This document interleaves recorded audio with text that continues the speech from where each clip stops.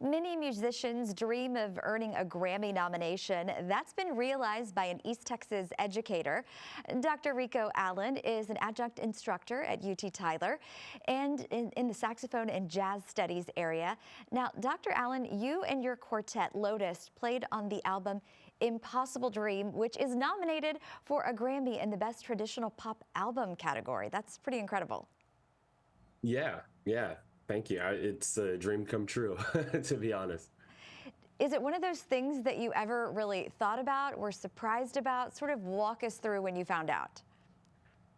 So when we kind of got asked to play on the album, like out of the blue by chance, Christina Giacana, she was in charge of the orchestra for the project and picking musicians, and she just happened to she needed a new saxophone part recorded for one of the tracks, I Am Loved, and she contacted my former professor at North Texas, and he recommended our quartet. We played. I thought nothing of it.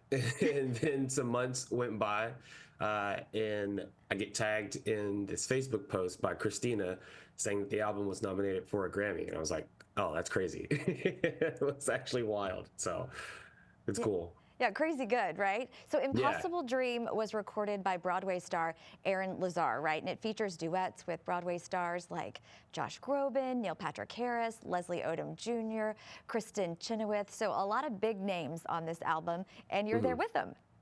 Yeah. I'm a huge Broadway nerd. Before, I wanted to be a saxophone professor for a university. I actually wanted to play on Broadway, like a pit orchestra musician. So it's kind of cool that I kind of found my way back into the whole Broadway scene after all these years. So tell me, what part do you play in the album? Do you play on a particular song or throughout the album? Sort of tell us a little bit about that. Yeah, so the track that we play on is called I Am Loved.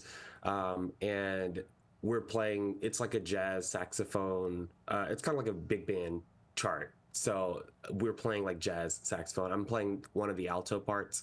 And the other members of my quartet, Michaela, she's playing the other alto part. Trek is playing the tenor part, and Ben played the baritone saxophone part.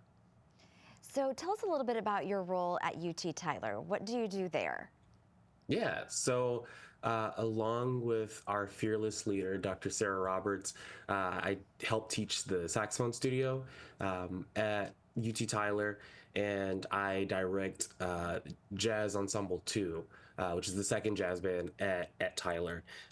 We also do, saxophone quartets. We do saxophone ensemble, which I help direct that too. So very, very busy, but I love it. So what did your students think when they heard that you had been nominated for a Grammy? They're so funny. I am blessed enough to teach probably the funniest students in all of Texas. They've been saying, "Oh, hey, it's Grammy nominated Dr. Allen" for the past like 4 weeks. It's nonstop, but I love them. They're funny. So whenever you found out, you said that this was a dream maybe that you had, but did you ever really think it would be a dream that became reality? No, not at all. I know a lot of people who play, some of them play way more than I do and have been playing way longer than I have. I've recorded a lot more stuff than I have, and, great musicians, but a lot of people have not, played on albums that have been nominated. So I never thought that this was a thing um, that I would be able to do. So to me, it's just a dream come true. Like I said before. So what's next? Do you get to go out there for the Grammys or will you be watching from home? What's your plan? I'll definitely be watching from home. Last night, actually, the Texas chapter of the Recording Academy had like a gala for people who are a part of the Recording Academy or have been nominated for a Grammy or played on the Grammy nominated albums and stuff like that. So me and my quartet, we actually got an invite to go there, which was a lot of fun. But We won't be going to, Mhm. at least I won't be going to the actual Grammys. So I'll be watching from home though, for sure. So does this make you have any other aspirations moving forward? I know you have a great job with those amazing, funny kids at UT Tyler, but what's the future look like? Yeah, so I think me and my quartet, we talked about recording our first album because you apparently need so many credits to become like a voting member of the Recording Academy. And I just think it'd be a cool experience for us to do, just to, continue to get our name out there and have something to call our own. Because it's cool to play on, someone else's album, but we thought it would be really cool to start brainstorming ideas to get our own, album under our own name. So I think that's what's next for us for sure. For musicians who are just getting their start and maybe want to know a little bit about your history, where did you get your start? How did you get started in music?